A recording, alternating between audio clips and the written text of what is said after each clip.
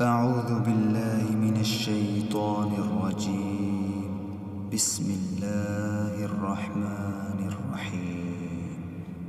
والسماء والطارق وما أدراك ما الطارق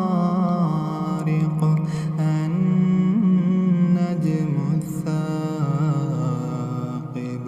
إن كل نفس لما عليها حافظ فلينظر